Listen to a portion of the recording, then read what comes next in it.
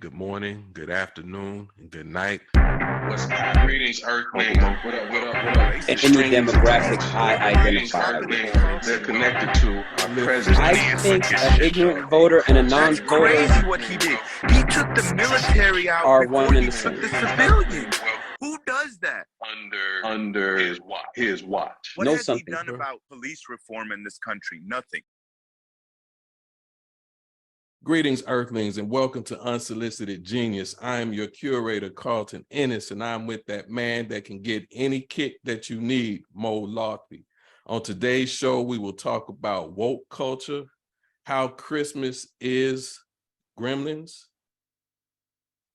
and those books that shift the perspective on how we perceive life. We hope to give you something to ponder. Listening to What up, Mo?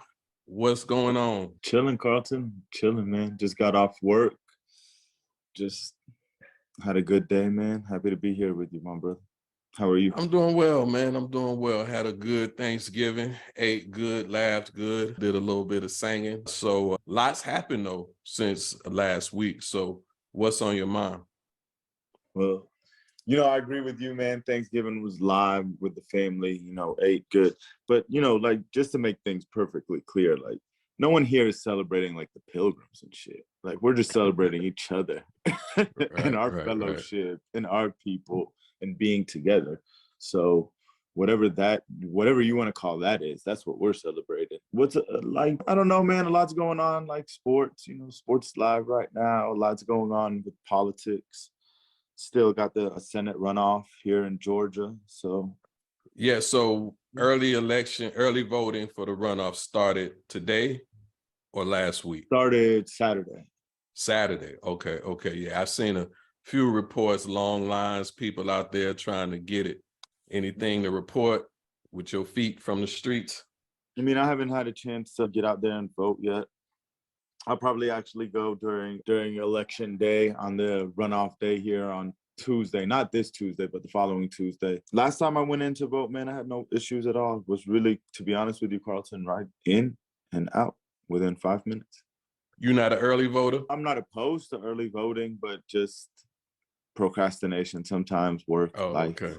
Well, I asked, ain't no judgment. I early vote because I'm not, standing in lines. That's not my jam no more. But I know several people who are excited for the election day energy. So I didn't know if that was your scenario or not.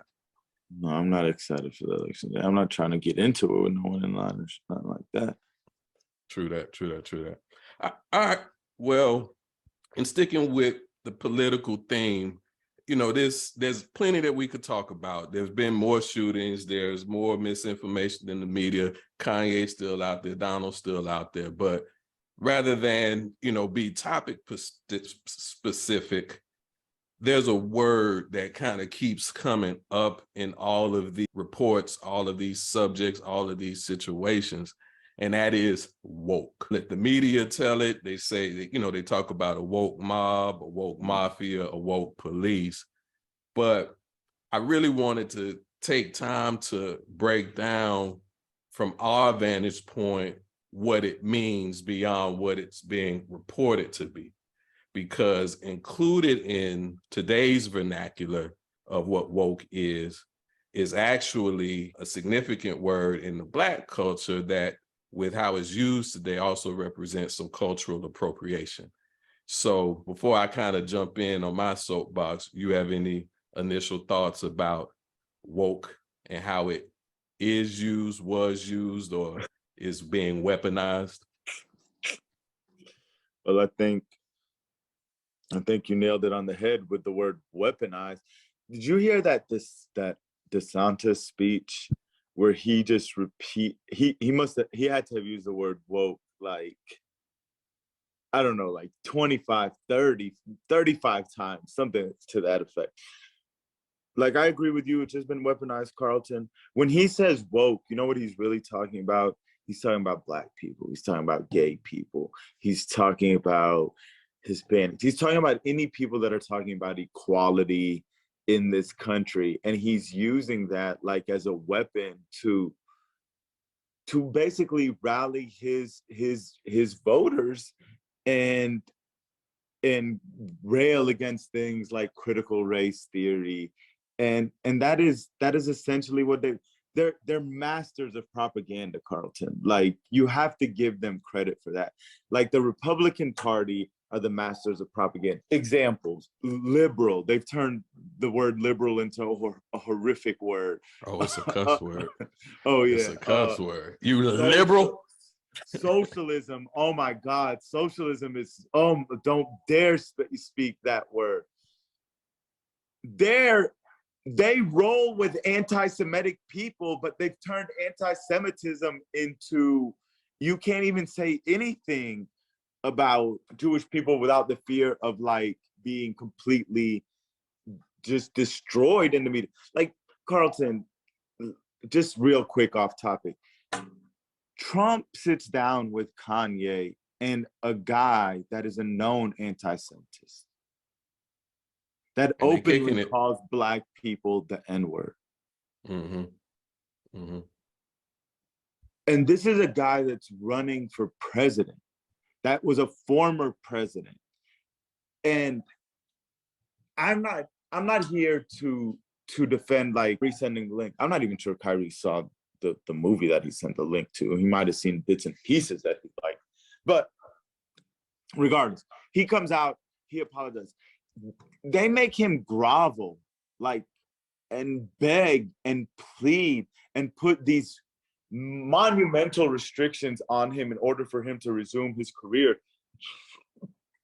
Meanwhile, a guy that was president and is now going to run for president again, he gets to dine with a guy that's an open anti-Semitist, and no one has a problem with this. No one's talking about canceling him. No one's talking about making him apologize. Like, the hypocrisy. It's not that I'm like, Kyrie made a mistake, but in posting this link. But let's be honest, Carlton. He posts a link to a video, which he has every right to do. He does. Which he has every right to do.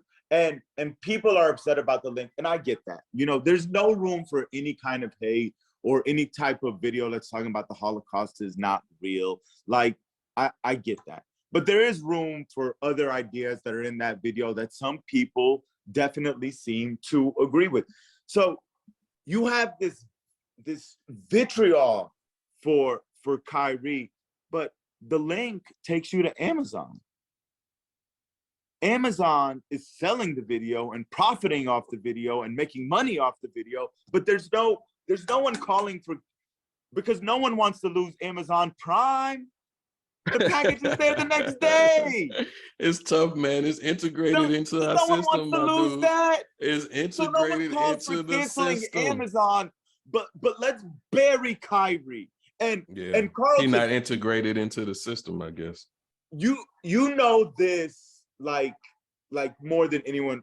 You know, I'm no fan of Kyrie. But I might have heard that a time or two. Situation, because I feel like he's been unfairly treated for his actions. Yeah. I actually, we talked about him a couple shows ago, and I issued and I retracted a statement just because I don't agree with Kyrie. I don't believe he, at least in this instant, deserved any semblance of what, the overall punishment was. And, he has a right to express himself. And we do it here, he does it there, others do it at all these other places. So, far be it from me to begrudge somebody that disagree, but, you speak to the lack of integrity that exists in our systems and our culture, because things aren't applied equally. Yeah, hypocrisy is the word. And then what really irks me, like, as well, Carlton, is no one believes Kyrie's anti-Semitic. You know who else doesn't believe he's anti-Semitic? The owner of the Brooklyn Nets, Joe Tassi, the commissioner of the NBA, David Stern. nobody believes he's anti-Semitic. Yep. But Here we are. have guys that are running for president, and God knows what the hell Kanye is doing. Dining with an open anti-Semitism, and it's just like whatever. Well, let's stay off topic for a second, because you and I had a off-camera discussion a couple weeks ago. Sorry, I did take you And- off topic. I'm sorry. No, it's okay. It's a free flowing. And we talked about who we thought Kanye was doing it for, right? Is he that you had a perspective he was doing it to impress the elite, the powers that be? And I don't necessarily see it that way. I think having dinner with Trump and I guess a supremacist, for lack of any other description I got, a white supremacist, it's still odd, and I think it may support your theory even further. But I still kind of view Kanye as somebody who needs help. He has ideas, good, bad, in between, but I think the behavior of those ideas, the way he's going about his day-to-day, I think he needs some help. Anybody, man, I have no respect for Kanye West, but anybody that's out there, you see, that's the other thing I don't like about the situation with Kyrie, is somehow he's got mixed up with Kanye, when I feel it's like apples and oranges. I don't understand why. And it's like Chappelle said, Kanye got in so much trouble, Kyrie got in trouble. Like, because they associate it together when I feel it's two completely different things. Right. Two completely different things. So anyone that's out here to me talking about Kanye's playing chess, man, fuck that, for lack of a better term. Kanye's out here cooning. Kanye's out here just like Donald Trump for self. Kanye's not out here for anybody but himself. It's about him. It's about his narcissistic ego. And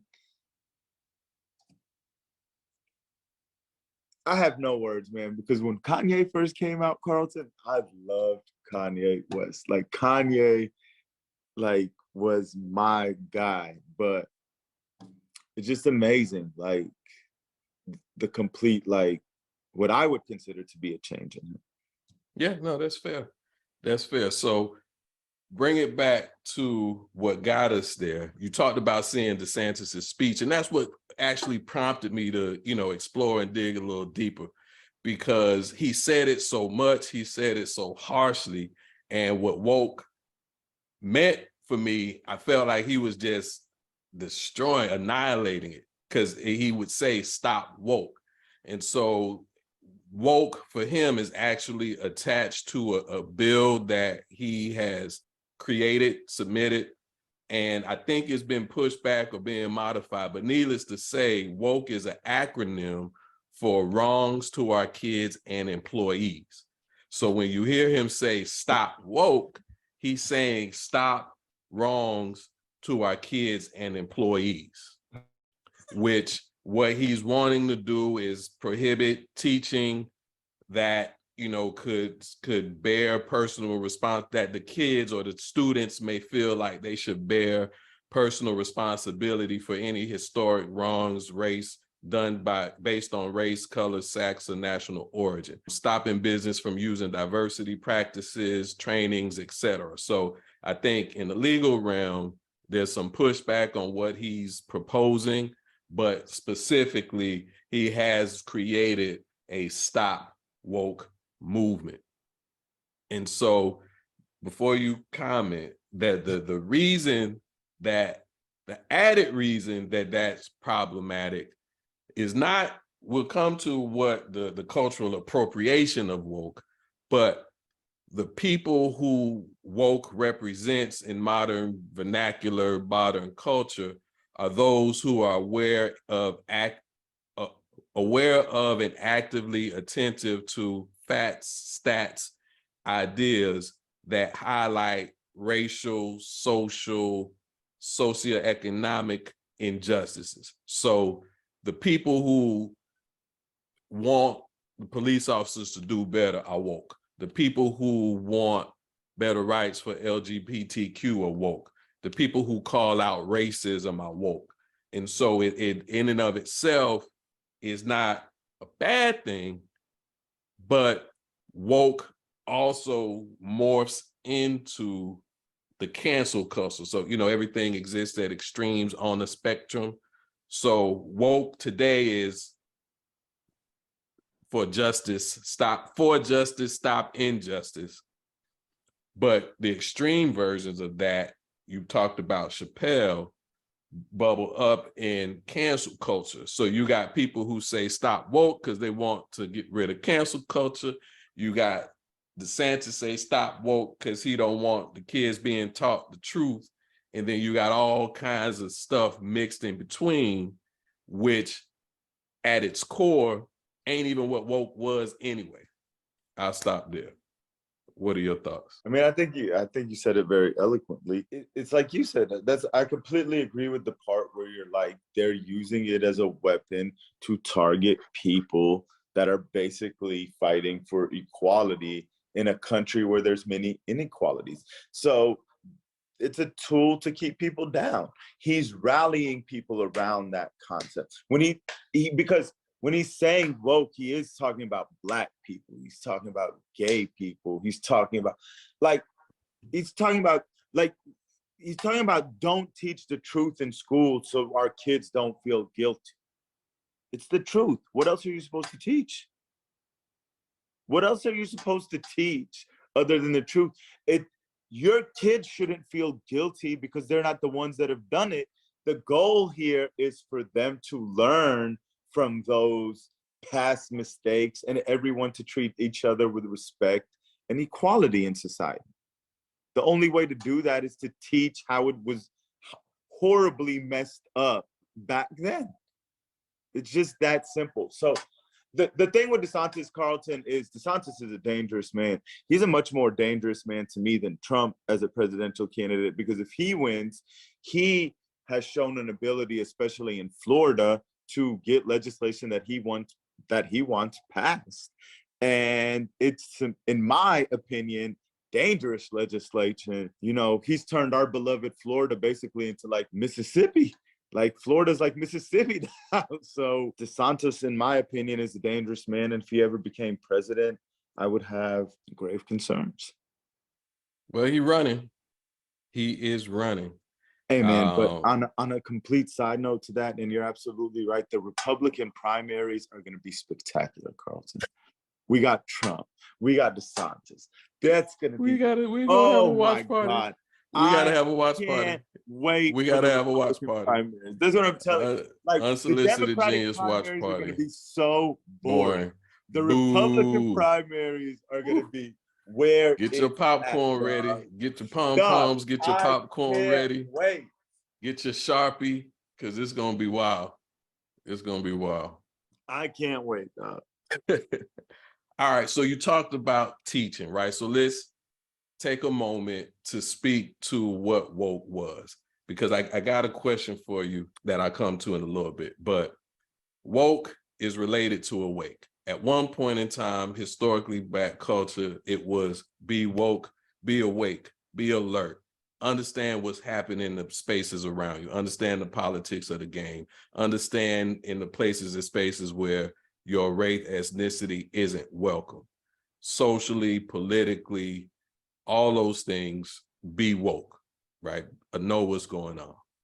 Over time, it morphed into a term that was applied to somebody who exhibited more self-awareness, who exhibited attention to their consciousness, who realized that life as our culture, as our society dictated, doesn't have to exist that way. So you meet a dude, you meet a lady, they drop some knowledge bombs on you, give you some food for thought, some perspective you hadn't considered before. You walk away from the discussion saying, man, that brother woke, or that sister woke, because they recognize a difference. Often if you think, for me, the Matrix, right? You unplug, you're awake. Not that you see everything as lavish, lush prairies and those things, but you're awake, you see things as they exist and realize there's a better place and space for you to get to. So that's what it used to mean. We talked about the weaponization of it and the misrepresentation and the weaponization of it. So my question is, a struggle point for me is, when we talk about the cultural appropriation of it, do we release it, just let it be misused and abused, or is there some effort or means of maintaining the trueness of where it was sourced? I pose that to you. I mean, this is the problem to me, though, when you just put labels on anything that's just truth. Like you said, it's based on fact. It's based on statistics. It's based on observations that are just clearly evident around you that are like, it's just truth. So when you label it as whatever, Carlton, like woke, for example, it can be used in a negative manner. Let me give you something that's a benefit to millions of Americans that has a negative label on it. You ready? I'm ready. Obamacare. Oh, boom, boom. You called it. You called it. Because you put a label on it, it was able to be used in a negative manner. Because when you say Obamacare, who uses that term in a positive light? Not many.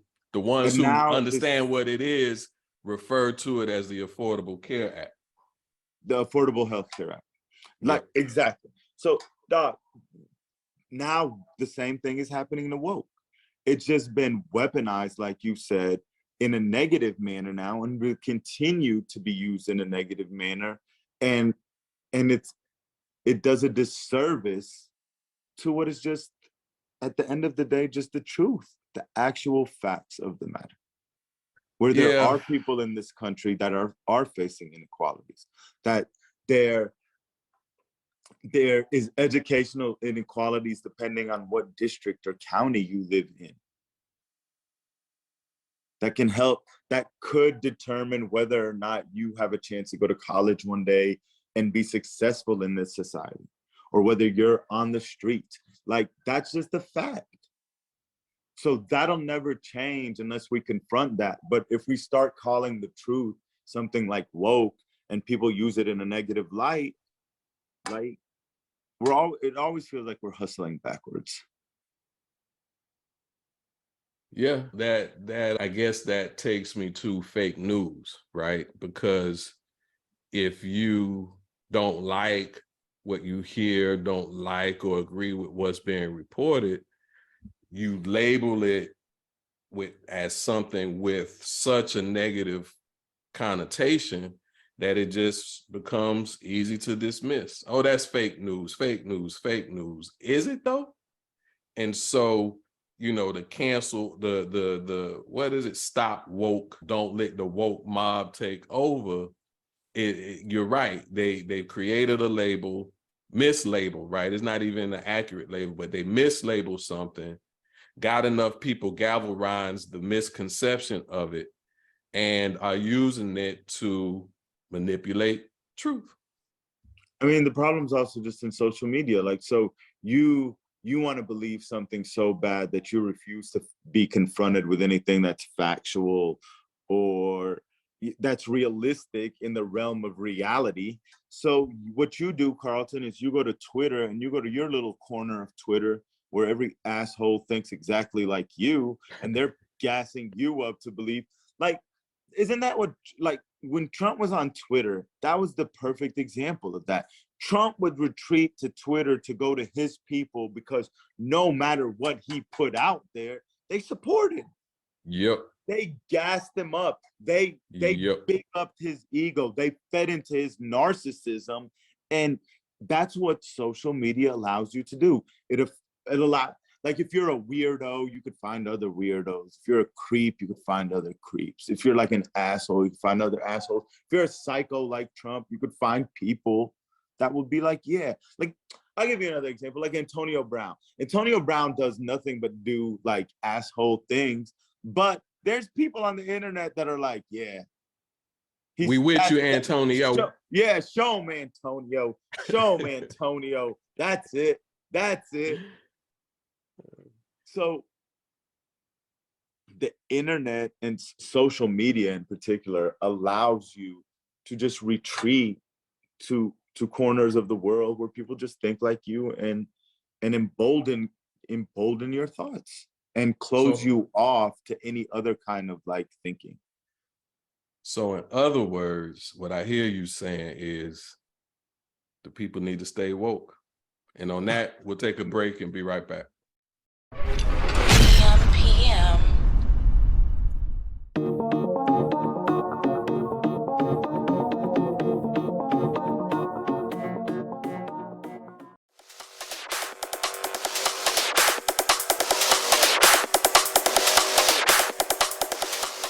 Welcome back to Unsolicited Genius.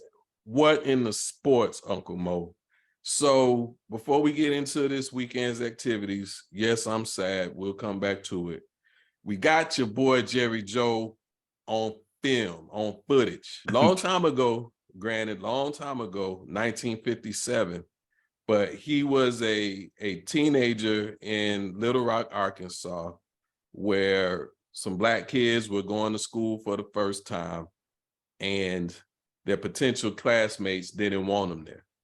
Clearly in the picture, there was some antagonists that were directly in the face of the Black students, but Jerry Jones was off in the cut getting his look-see on. According to him, he was on his way to class, the crowd was there, so he was just curious, and he was just making his way on by. Read the internet's different perspectives about all of it. What say you?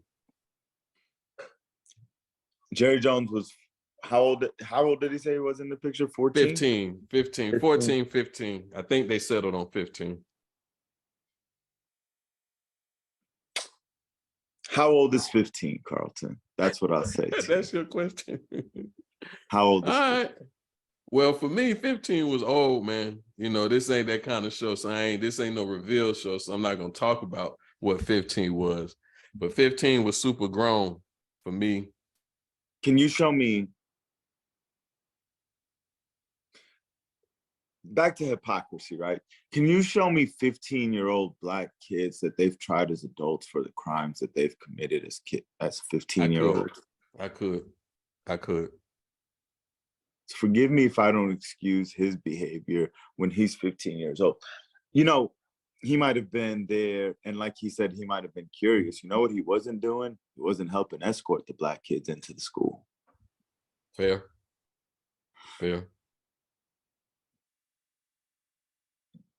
And it's not hard to believe that Jerry Jones had the same thought process as the antagonists that were in front of the kids. He just was unfortunate enough to be at the back of the line.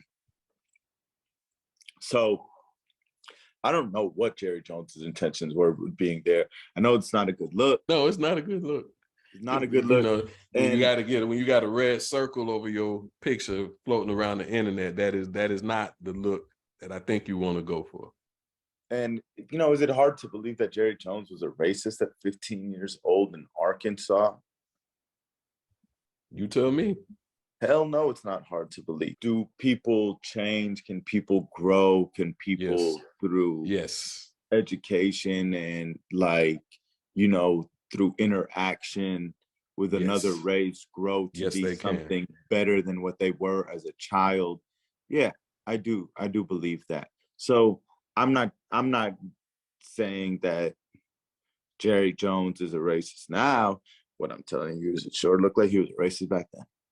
Yeah, you know me. I want to give everybody the benefit of the doubt till there's nothing to give anymore. That being said, you know, if he said he was walking by, say he was going to class, okay, I give you that. But what I see is we know from which he came. We know his environment. We know the community that he existed in.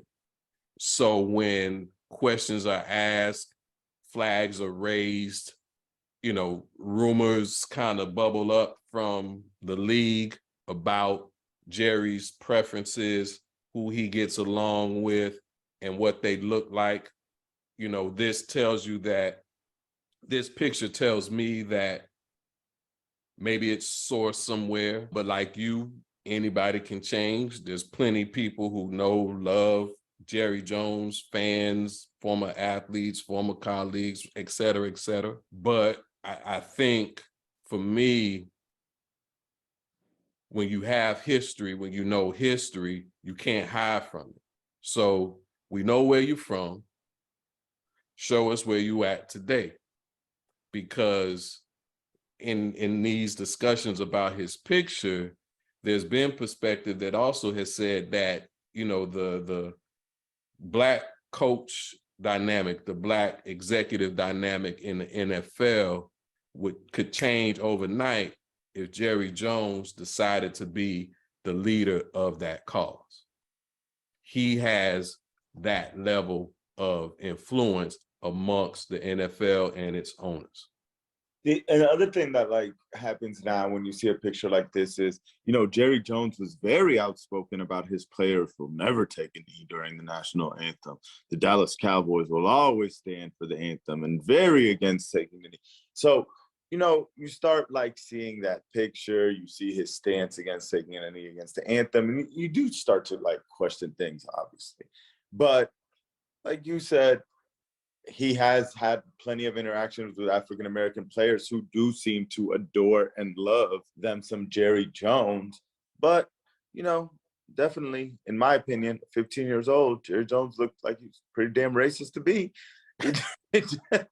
So that's just how I feel. I can't speak to what the man is now.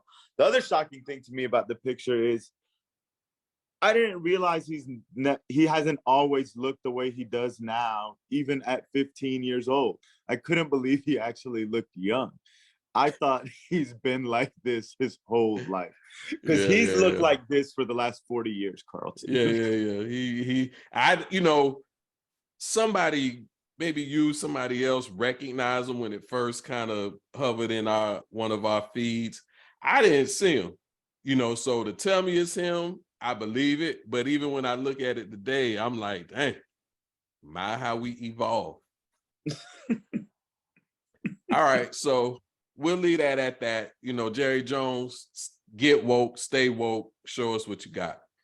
All right, you the sports expert. I know you itching with a lot of sports. College football rivalry weekend. Hell's getting super hot. Shout out to Josh Jacobs for them fantasy points. But it's not going good right now for you. World Cup, it's a lot. World Cup has been super live. Yeah, so, you know, dealer's choice, where you want to start? The World Cup's been super live, man. Shout out Ghana and Ghana. They both put on shows represented for Africa. Brazil's looking good. Portugal's looking good. America, tomorrow, 1 o'clock against Iran. They have to win to advance. Like, we're going to see if they because they got 2 draws, right? But they have 2 draws, no wins, no losses. 2 draws. They have to beat Iran tomorrow in order to advance. If they win, they're in. What's their odds? I mean, your perspective, not the official odds. How do you think U.S. is going to do? I just hope. I do believe they have a chance to win the game. If they play the way they played against England, they will win the game. The problem here, Carlton, is are they going to choke under the enormity of the pressure of this situation? Because they can't draw here. They have to win. They have to go get the goal, which is going to force them to be aggressive. And in being aggressive, are they going to be disciplined enough to be ready for the counter? Because, you know, that's soccer. You come up, you risk them hitting you on the counter. How disciplined are you going to be when they try to hit you on the counter. So it'll be fascinating. I wish I didn't have to be at work. I would love to watch the game. I would love to watch it. So let me ask you this: U.S. clearly, but you watch cheer. I'm assuming for U.S., but you watch most of the games as you can, as many as you can. So if the U.S. isn't in it, being that this is the World Cup, not the different soccer leagues, who will you be watching, or will you just be watching soccer? I mean, I just love soccer. I'm not watching the World Cup, to be honest with you, because of the U.S., because I'm watching it because as a soccer fan, I like to see the highest class players of soccer. And, you know, unfortunately, that's not here in America. So teams that I enjoy watching, you know, of course, I'm cheering for the teams from Africa, Senegal, Ghana. You know, France is basically a team from Africa because all of their players appear to be Black, but, you know, they're just African players that were born in France, so they play for them. So I enjoy watching France. I love watching Brazil play. Yeah, Portugal has a good team, man. There's a lot of countries with good teams. It's been a great World Cup because of all the upsets. So I can't wait for this round to be over and we go to the knockout stages where the pressure just ratchets it up. Okay. All right. So let's talk rivalry weekend. Our Gators lost, not totally unexpected. Don't like it. Gators versus Seminoles is an irrelevant rivalry on rivalry weekend currently. Yeah, to the world, but I still care because me and Florida State don't get along well. I mean, yeah. Michigan pulled it out. I expected a tough game, didn't necessarily anticipate a particular score, but if somebody was going to score a lot of points, go up by a lot of points, I would have picked Ohio State. So I was impressed with Michigan's performance. Oh, thoroughly impressed with Michigan. Man, there's nothing better than when your rivalry game comes and it's like your team is 2, their team is 3. Everything is on the line. Undefeated, 11-0. Woo. Both teams. Woo. And you walk into their house and you smack them in the face. Like, just, you know, like Carlton, the way they ended the game with those 2 long runs, that's a beautiful thing, man. That is a beautiful thing. The game was great. The game was close. People forget that the game was close in the 4th quarter. It just, Michigan, it was the overall effect of wearing them down the first 3 quarters.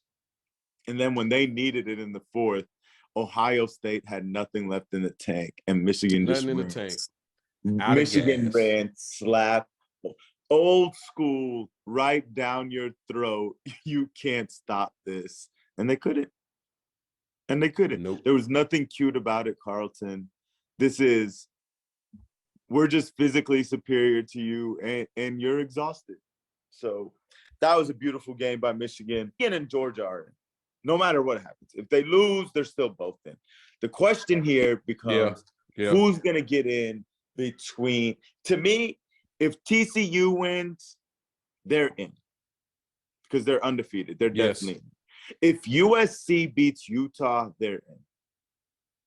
And that's it.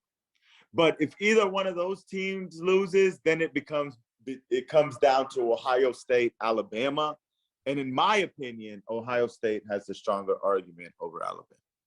Ohio State has 1 loss. Their 1 loss will be to the committee's either 1 or 2 seed. Ohio State has 2 wins over top 25 teams in Penn State. And what is the other team, Carlton? The other team slips Ohio my State mind. I apologize. Michigan State, no. Who else? Who else you thinking Michigan of? State. They beat another top 25 team. I apologize. I can't remember it. Alabama does have 3 wins against top 25 teams, but Alabama, in my opinion, has 2 losses. So I would put Ohio State over Alabama in that scenario. How about South Carolina? Their last 2 games, Tennessee and then Clemson. Fluke, or are they going to be something to be reckoned with?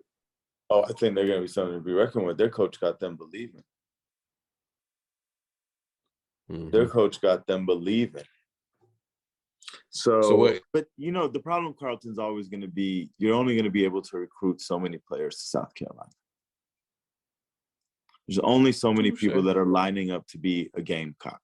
So unless you have a booster that's giving out a lot of money in NIL deals, you're always going to be kind of handicapped there. So credit to Coach Beamer for the job that he's done with his team in South Carolina, because it has been impressive.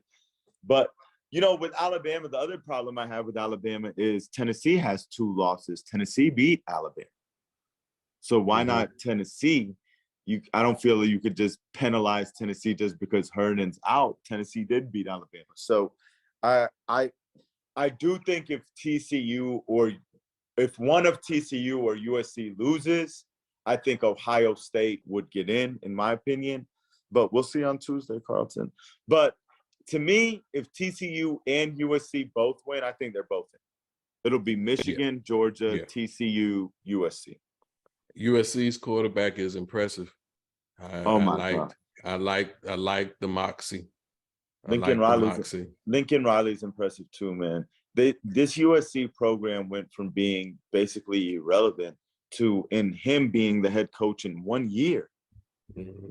They're 1 win away from being in the college football playoff. Yeah. All right. Well, tell us how you feel about your Niners. Oh, I believe in my boys. Does that include Jimmy G? Jimmy G's playing the best I've ever seen him play.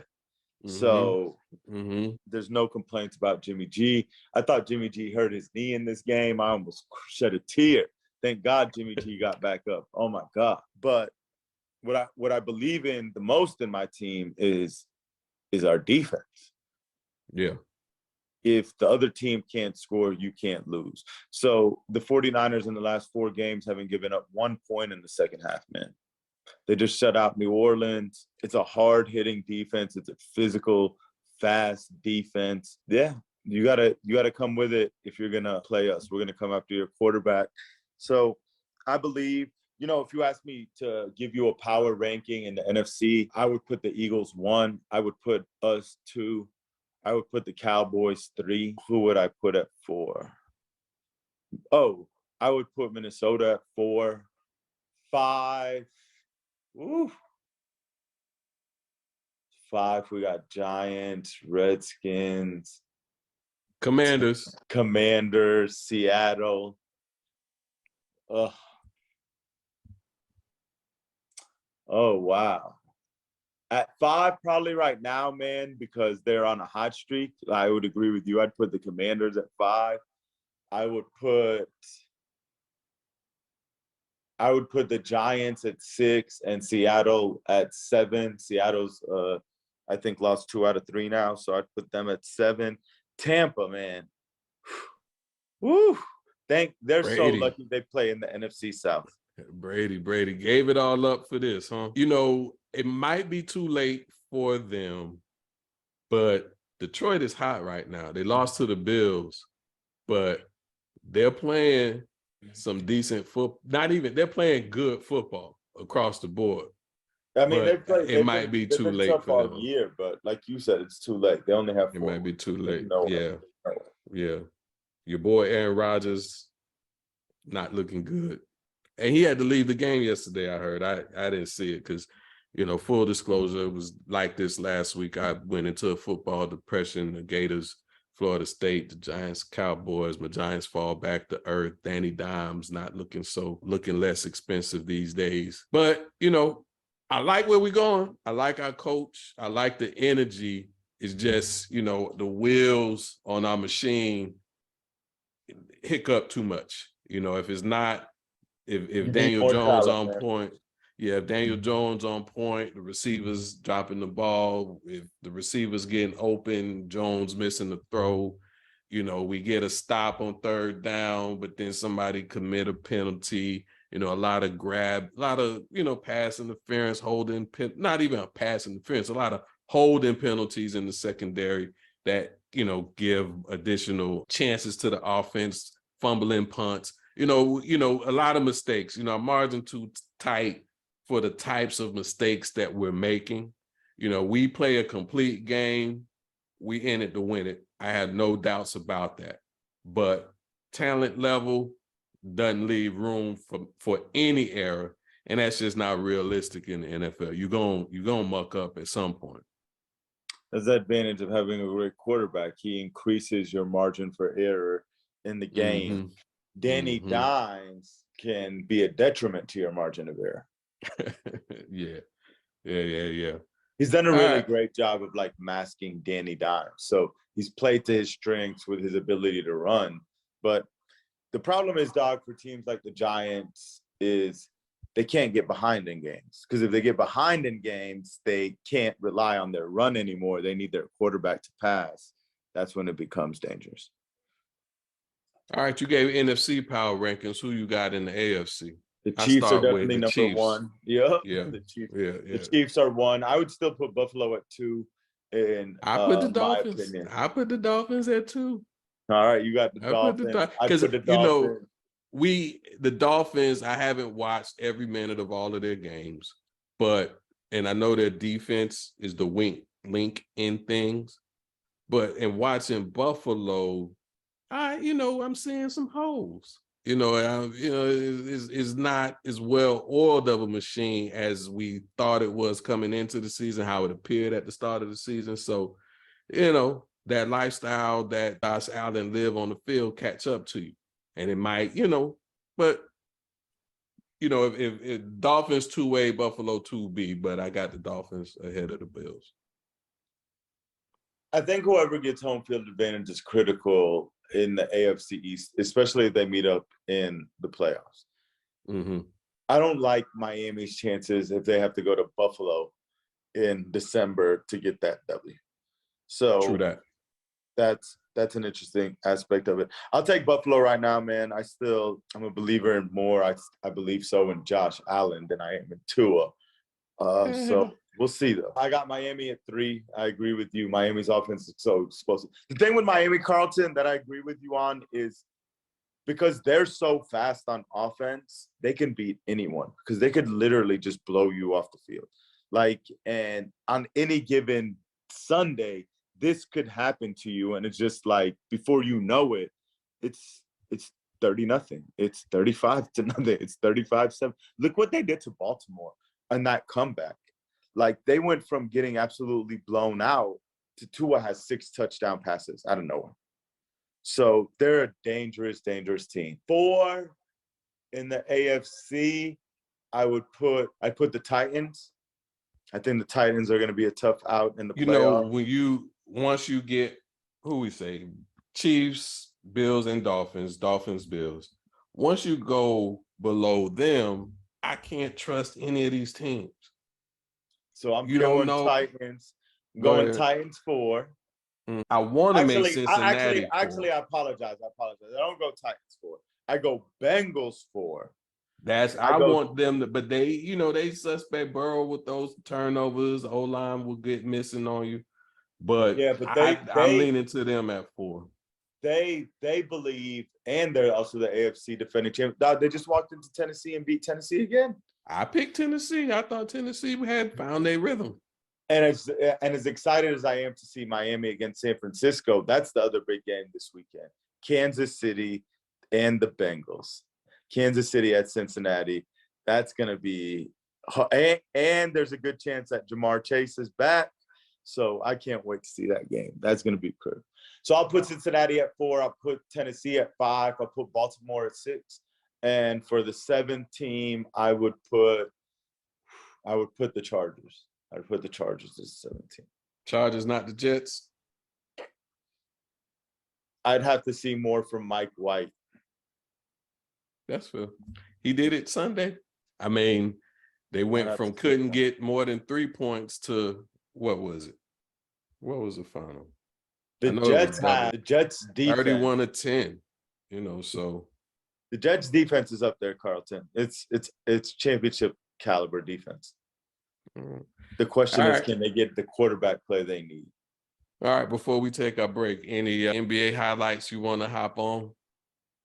Yeah, I don't want to talk about the NBA until at least Christmas Day. Okay, that's fair. You know, I'm happy. I'm just happy that the Lakers are 7-11.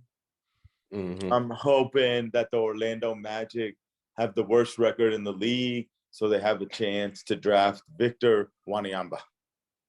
Yeah. That's all. Well, you know, my Heat, they average. So I like you, not a lot of basketball watching, watch them, not a whole bunch of anybody else. Looking forward to Christmas Day. That kind of initiates the basketball season for me. I usually after the All-Star game is when I'm all in. But I do watch my Heat, and they got some good days, they got some not so good days. I keep waiting for Bam to commit to turning that corner. Shown some improved play, I would say, between his ability to score, his ability to play defense, his ability to help facilitate the offense. So if he can reach his potential and allow, Jimmy and Tyler and some of those other guys to kind of support his game, we're a different team. Can't say where it takes us or doesn't take us, because I think Boston is tough, man. I don't even like saying it, but Boston is real. Tatum and Brown, I don't like it, but I got to call it how I see it. I mean, the other team that's ferocious in the East is Milwaukee. Yeah, but I can't deny that. I think I got Boston beating Milwaukee in the series if it started today. But I don't know, man. If I don't know if Milwaukee's my fully Heat healthy, couldn't handle none of them. My Heat if right Milwaukee's now couldn't handle none of that. fully healthy, I don't know, man. Milwaukee's got a great chance against Boston. Even though, I agree with you. I wouldn't be shocked if Boston beat them either. But I look at that series and like, who would be the best player in that series? And it's Giannis. And Historically, yeah, but Tatum is starting to look like he got some of them other people in him, man. I'm Tatum, what starting did to Tatum do in see. the finals last year, man? We know it's a long season. I'm not saying what is or isn't just yet. I'm just going by what I see. And Tatum looked like he's gone to another level with his game. So we're gonna see. We'll see. We'll see. All right, we'll take a break and be right back.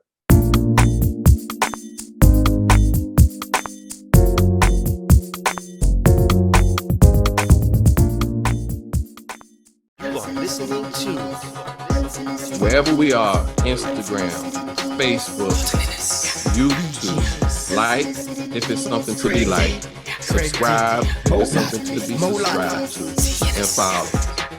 That's how we grow our reach. It's how we grow our brand. Unsolicited Genius. Welcome back to Unsolicited Genius. Are you entertained? So, Uncle Mo, what have you been watching since we last talked? I saw Black Panther 2, man. No spoiler alerts or anything. I thought they did an excellent job with the movie. I'm looking forward to further irritations down the line. Are we not out of, is it spoiler, we still in the spoiler window if we're respecting game? How much, is it 2 weeks or a month? I thought it was like. I don't know, man, because, people might not have been able to get tickets because it's been sold out. So I don't know. I don't want to be the one to ruin the shit for somebody. And then.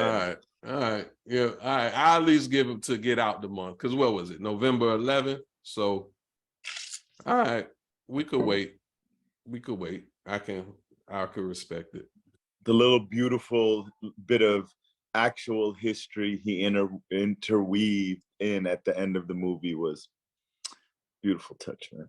All right. I dig it. I respect it. So, football wasn't as fun for me this weekend. So when I turned the TV off, decided to tap into some classics, one, to settle a debate between me and the Boo Thing around what is and isn't a Christmas movie. Her entry was Gremlins. My entry was Die Hard. Suffice to say, both are very much Christmas movies, just with a different energy to it. Gremlins, you know, as a kid, it was cute. Well, let me say it different. As a cute kid, it was a movie to be watched. I ain't like them, but the movie's cute. I get it. I get the appeal. I get the value that Gremlins has added to the culture. But that John McClane, man, he's the every man's hero, my dude. He is every man's hero, and I get it. The bare feet, the wife beater, the doing what he got to do to save What the the hell people. does that have to do with Christmas? It just happened during Christmas. It just That's what happened I'm saying. during That Christmas. doesn't It was mean a it's holiday party. It's and they had Christmas music. Oh my God. It was a holiday party, and it popped off, and throughout they played Christmas music. It's a Well, Christmas movie. my movie is Trading Places, but at least like Dan Aykroyd put on a Santa Claus suit. Like there was a Christmas. I don't think there was a Santa in Die. There was a Santa in Gremlins. I don't think there was a Santa in Die Hard. A lot of guns. Trading Places is better than Die Hard, and it's better than Gremlins. Well, I'm glad you say that, because the other discussion that came up as we were, you know, classic watching, is there a movie or a list of movies? You know, we do top 5, tops, whatever. Are there 5 movies that, generally speaking, the whole family could watch that we say that's a great movie? Let me tell you where it comes from. Watching something, they said Godfather is one of the greatest movies ever made. I too think so, but I also know Godfather ain't for the children, and everybody don't vibe with that style of movie. So I was trying to figure out, is there a movie that most, you know, of the household could vibe with, and generally speaking, everybody loved? And the only one I came up with was E.T. I mean, Avengers. All of them, or a specific one? The series? I mean, most people like the Marvel movies, and they can enjoy it with their families. There's multiple Marvel movies that you can enjoy with your family. Not too much cheese, you know, because you got the sci-fi people that don't like that kind of stuff, but we're not going to factor that in. But I'm saying there's a majority of people that do enjoy those movies. Like, That's not fair. everyone. It's a lot of people. The ticket numbers would indicate that. Ticket numbers would indicate that. Touche.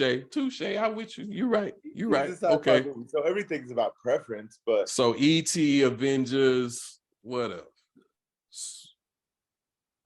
You know, like Batman, like anything. But that was great though. That was great, like a great movie too. I mean, the Batman with the Joker. Which one? Heath Ledger is an all-time great movie. All-time great movie. That's a little dark. I feel you. That's a little dark. But that, I feel you. Oh, that movie can be used as a teaching tool. Oh, it can? How? Oh on, man, teach there's a great lesson in that movie, man. Like when he's trying to figure out, right, what drives the Joker, his motives. And he looks at Alfred and he goes, all criminals are simple. You just got to figure out what motivates them. And Alfred looks at him and goes, some men aren't motivated by money or by anything. They just want to see the world burn. And there are people like that, Carlton. And that's the life lesson of that movie. Okay. And, all right, and these so people are running for positions in government. Those are the people that want to see the world burn. Another movie, great movie that was added to the list, but isn't universal, I don't think, was Silence of the Lambs. You can't show that to your kid. You can't. They showed it to us in school. I wish I could remember what grade so I could pinpoint out the teacher, but I did see Silence of the Lambs in school. You know, the day you ain't had nothing to do. I did see it in school. Out. I don't know what class it was. Anthony Hopkins was excellent in that movie, man. Buffalo Bill was excellent. He made me a believer. He still gives me the chills. Yeah. Gives me the Exactly. chills, dog. Just even Exactly. thinking about it. Just gives me- Exactly. Yeah. That was that, it's not something I may never watch it again if I'm being honest. It's Yeah, like just dog, like when I'm flipping through the channels and it's just on the TV, it's like, oh, let me hello, change. Clarice. Oh, Hello, Clarice. No, no. I don't want it. I don't want When I it. see I've it on the seen it a TV. bunch of times, but at this stage of the game, I'm straight. I want to change the channel to like the Care Bears or something. Something where I feel like I'm safe. Oh, that was the other one, The Lion King. I thought The Lion King in terms The of Lion King, Aladdin, all of those. Nah, Aladdin was a little lame. What? Aladdin was a little lame. Oh my God, you're wilding out. Aladdin was a little lame. Oh, I'm a my Little God. Mermaid. I'm a Little Mermaid. I'm Little Aladdin Mermaid. was lame, but then you're like, I'm a Little Mermaid guy. I love Little Mermaid. Oh, I wouldn't even like. I would have You just went kept to that. I would have kept I that. love to Little myself. Mermaid. With a Sebastian. I would have kept it to myself. Producer said Cars. Cars was good. Cars Oh, was good. I mean, I've seen Cars a million Cars times. was good. My son loves Cars was good. And The Incredibles. The Incredibles was good. It was. It The was. Incredibles was good. Our producer Nitty with The Incredibles is absolutely right. Yeah. What else is a good? What else is another good like family movie that's funny? That everyone could be entertained. Dog, what are Home Alone? Home Alone. Maybe. What do you mean, baby? Home Alone is a classic. Maybe. I give it to you. I could give you that. Major Pain. Everybody not gonna like Major Pain. I love Major Pain. There will be no hate of Major Pain on this show. I love Absolutely Major not. Pain. Major Pain love is a Major classic. Pain. Yes.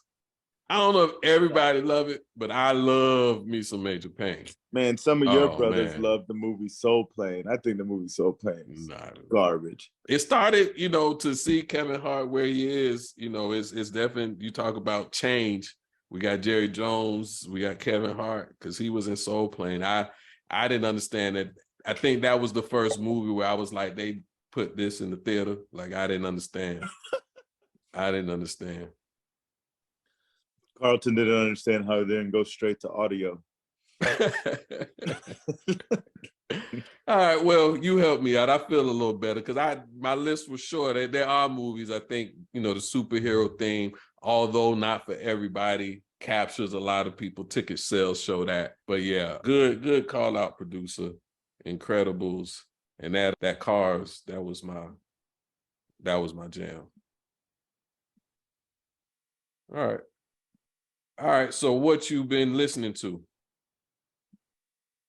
What have I been? Man, I won't even lie to you, man. I've been listening to nothing but fantasy football podcasts, trying to get some of my teams into these playoffs. It's tough. It's tough. Yup, it's getting serious, Carlton. It's getting serious. Carlton, so what? Oh, go ahead. Say what you say. Carlton, for those of you that don't know, was in a battle on this Monday night, and somehow Pittsburgh's kicker is absolutely crushing Matt Ryan. Full disclosure, let's be clear. I drafted Matt Stafford. He's having a horrible season. I benched him during my as a savvy general manager that I am. I was able to attain Chicago's quarterback. And he wasn't thank you savvy. to Uncle Mo. I dropped Chicago's quarterback. I blew it, America. I blew it. Due to my savvy management of my team, I was able to get Justin Fields, who has been killing it till he get hurt. So now it's a scramble 14-man league. Stafford benched and out. Fields out. What is an owner to do? And so Matty Ice, he had a Mike Vick type run a couple weeks ago. So I thought he was giving us his old man resurgence. They had him projected to get 18 points, and through the first half, he has -1. So I entered down by maybe 5 points, and I'm down by more than that now. Because the kicker has like, what, 16, 15? 15. Ugh. So, This will be the second quadfecta, the losers quadfecta. Gators lose, Giants lose, Cowboys win, and my fantasy team lose. So check on your boy. Check on your boy. All right. So you say you listening to the fantasy football. What they say? You know, what do they give you that you don't already got? It's not that, man. It's just like more just for the entertainment part of it. It's not anything Okay. like in terms of They're funny. mind blowing to me and advice. No, just like, you know, man, it's just when you play fantasy football and you have a player, and I guess only fantasy football players would understand this, and he doesn't come through for you. It just feels good to hear someone else sympathize with you and be pissed off that he didn't come through for him either. Yeah. So it's more like a group therapy kind of session thing. Okay. I dig it. You know, I do have to say I'm proud of my team besides Stafford. AJ Brown, Christian Kirk, DK Metcalf, Josh Jacobs is who kept us in it. He kept us in it with a walk-off. What was it? 80 something? How many yards? 86-yard walk-off. 86-yard touchdown run. Like, who don't appreciate that as a fantasy owner? But, you know, and I can't say that my quarterback play contributed to all of it. You know, we got a competitive league. So, you know, kudos, shout out to the producer, shout out to, you know, our opponents. You know, I did beat you earlier this season. So, you know, I appreciate that. But my team is just finding its stride. Oh, dog, it's a real thing. I was 2-5. It's a real thing. Now I'm 6-5. I went from 2-5 to 6. Yeah, no, it's a real thing, and it's finding its stride at the right time. Playoffs. Our producer is actually the champion of our league, but our producers had some tough luck this year. Not this year. No, you don't not have to worry about that this year. No. He could be at home and enjoy watching the games. You know, but he doesn't have to worry about finishing in last place because I'm not going to name any names, but Kid K. What have you been? Oh, we talk about listening to. So for me, I've been listening to. Well, not been listening to, but Thanksgiving, we went in on the old school R&B, man. I found my vocal cords. They had been missing for a while, but you know, we pulled out the Jodeci, the Carl Thomas, some Can You Stand the Rain. Went down Total, Escape. Babyface did a lot of Babyface, realized that he might be the true king in the game with his contributions. Some Tony. You know, we had, I don't know, hours, man, of just, you know, singing to some old school R&B. So that felt good. My vocal cords were thankful, appreciative of the exercise. Your guests weren't, but. Nah, you know, it is what it be. You know, I ain't worried about that. I ain't doing it to sound good. I'm just doing it. We having fun. You know, you got to sing like I sing background. I do background okay. Once I can find where I'm supposed to be, I do good in the choir. But like, you know, when I'm in the shower by myself, you know, I'm killing it in my opinion. Yeah. Hey, if you like it, I love it. That's right. Yeah, I said that right. Yeah. All right, so what you been reading? I've been reading about the American Revolution, man, because that's what I'm about to be teaching to my students. So, any highlights you want to share? Just the causes, you know. You know what I love about the American Revolution when you really study it? It's a country that was completely built out of protest. They didn't like the taxes, so they protested. Right. They taxed the tea. They had the Boston Tea Party. The Boston Massacre was a protest. They didn't like mercantilism, you know, taxes, mercantilism, the French and Indian War, the Proclamation of 1763. All of these things contributed to their angst towards, you know, the king, because they felt like the king was keeping them from making money. He was stifling them. He was choking them. He was a greedy king, and which he was. And they protested until they eventually got the gumption to fight for their freedom, for their independence, which they eventually won to their credit. But, you know, the minute they got that freedom from the king because the king was keeping them from making money, right, Carlton? And that was one of the things that really drove them crazy. The minute they got their freedom, they were so quick to put people in a position where they couldn't make money, where they were the labor, and they had no freedom. So can you quantify the turnaround time? What are the dates? I mean, It's okay if no, I'm just curious, like the American Revolution, Viva slavery was la already Independence. in the colonies before America became a country. So Okay. a guy like Washington already had hundreds of slaves before He was fighting president. for independence. Yeah, Okay. before he was Okay. ever president of the United States of America.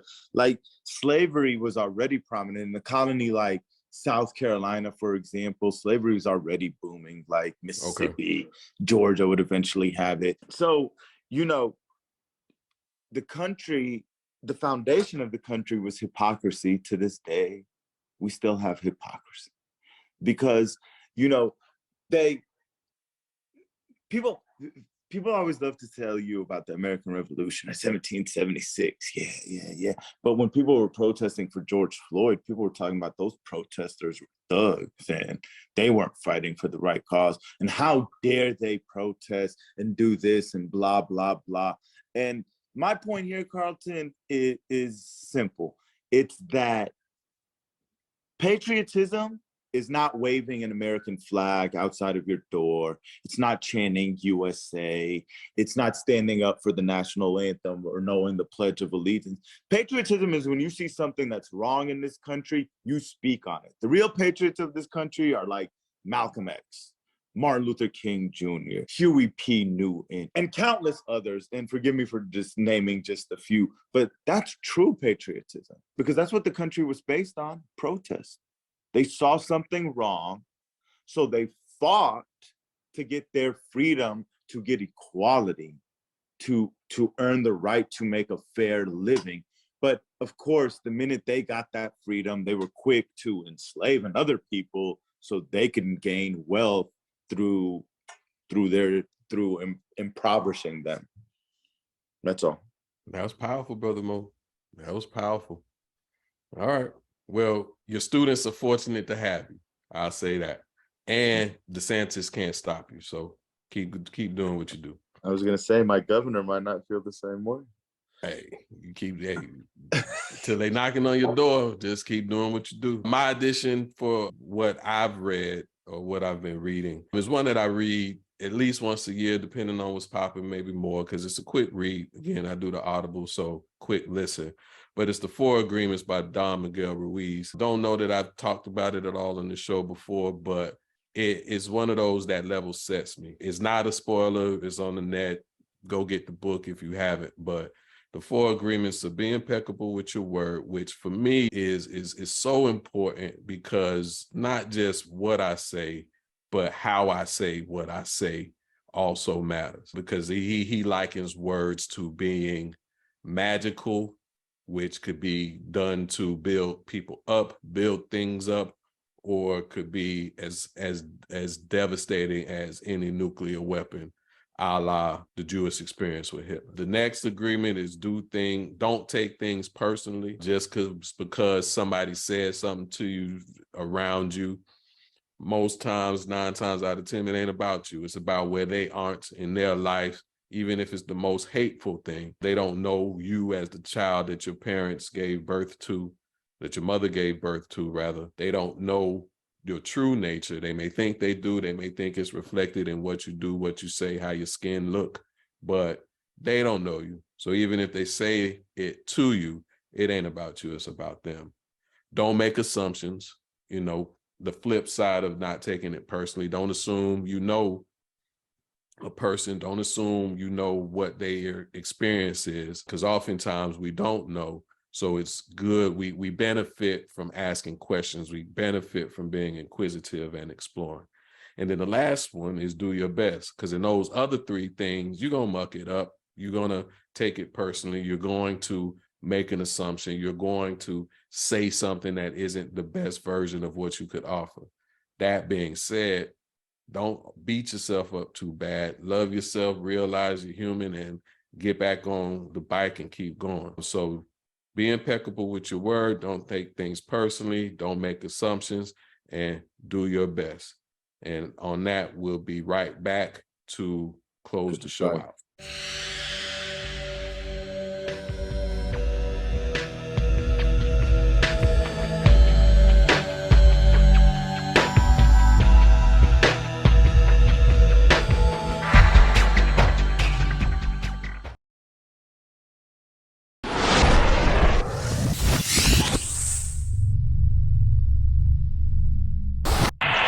Welcome back to Unsolicited Genius. Housekeeping before we send you on your way. First and foremost, wherever we are, like right now on YouTube, be sure to subscribe so that you can get all the updates, get all of the alerts when we go live, when we push out some of our other content. Share.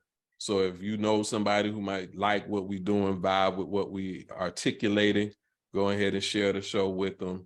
Instagram, Facebook, what is it, Twitter, even TikTok, follow, share. A special thank you to our sponsors, Legacy Wear, your legacy awaits. www.legacywearus.com. Megacore CBD, broad spectrum hemp derived CBD, the way nature intended, at www.megacorecbd.com. And last but not least, our rainwater, hydrate, and elevate. www.aurarainwater.com. You got anything for the people, Uncle Mo, before we get out of here? Love y'all, man. Please always be safe and just choose to be happy. Choose to be happy. There's going to be rough days. There'll be tough times, but you'll get through it. Lean on your family and your friends and just choose to be happy. All right. Appreciate that. So, thoughts of genius. Topic today, power of an attitude of gratitude. So we talked Thanksgiving. We're a few days after. Happy belated Thanksgiving to all our listeners. For me, I like to use Thanksgiving as an opportunity to reset my gratitude. I try to be gracious. I try to be grateful. I try to be thankful throughout the days, weeks, months, but the ebb and flow of my life, I don't always do as well as I could. But Thanksgiving is always a good time, good food, good people. This year, great music, terrible outcome to a football game, but I digress. And so it gives me a chance to, remind myself all the blessings that exist in my space, in my places, personally, professionally, physically, mentally, spiritually, emotionally, all the things. And this year, what really bubbled up is that gratitude is a superpower. I liken it to empathy. I liken it to awareness. Check me out at carltonennis.com for my coaching stuff if you want to learn more about that. But for me, you should definitely gratitude shifts every mood. As Mo talked about, choose to be happy. If you're not in a great place, but you decide to stop and look around your place and see that the fact that you have hot water, the fact that you have potable water, the fact that you have clean water is something to be grateful for. The fact that you have a roof over your head. It may not be the ideal roof. It may not be the roof that you want. It may not be as many square feet as you think it should be covering, but you got a roof. That's something to be grateful for. If you had a Thanksgiving meal with somebody, that's something to be thankful for.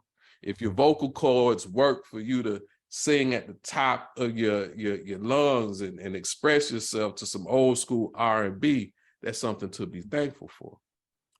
And so gratitude improves your mood. Gratitude improves the energy and the mood in the room and the space around you. It's a power.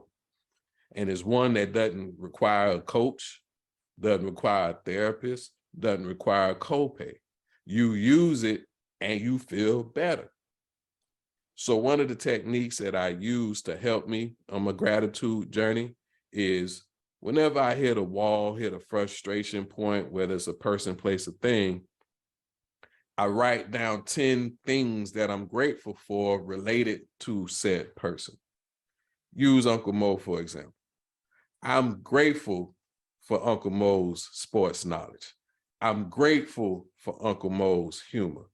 I'm grateful Kamaria said yes, because I didn't want that responsibility. I'm grateful he has a beautiful son, a Johnny. He interrupts the show sometimes, but I'm grateful he's around that he can't interrupt the show. I'm grateful Mo got a house that I could kick it in when I'm in Atlanta this weekend. I'm grateful for our time in Lakeland. I'm grateful for him as a frat brother. And I don't know what number I'm on, but when he get on my nerves, you know my list. Mhm. You got a bad boss. Find 10 qualities. They may not ever get applied to you, but if you want a better way to get through your workday, find 10 things. Your money ain't right. Find 10 things that your money has done for you today. If your lights on, it did that. If your water running, it did that. If your car moving, you did that. You're not rich, you're not a millionaire, you're not where you want to be, but there's something to be grateful for. And if you say, Carlton, the hell with what you're talking about, I ain't grateful for this, grateful for that. If you have the thought to say that in your head to me, be grateful for your brain. Say, thank you, heart, for beating. Thank you, respiratory system, for allowing the oxygen to serve me. Thank you, eyes, for allowing me the chance to see Uncle Mo and Carlton kick it today. Thank you for the ears that allow me to listen to the Unsolicited Genius podcast, because I learned something today. Always something, whoever you are, wherever you are, there's something to be grateful for. So whether you do a list of 10, a gratitude challenge, or just pick a month that you're going to say thankful and kiss everybody on their forehead, whatever that is, it's available to you. And whenever you're down, you always have it accessible to you to elevate where you are. And if you got other people with you, find things that help them find their gratitudes. And again, worst case, if you have nothing, what we all can do is say, thank you, gravity, for allowing us to be here. Thank you, Earth, for containing our experience. And thank you, Sun, for shining your light upon us. This has been another episode of Unsolicited Genius. Thank y'all for joining us. We'll check you next time.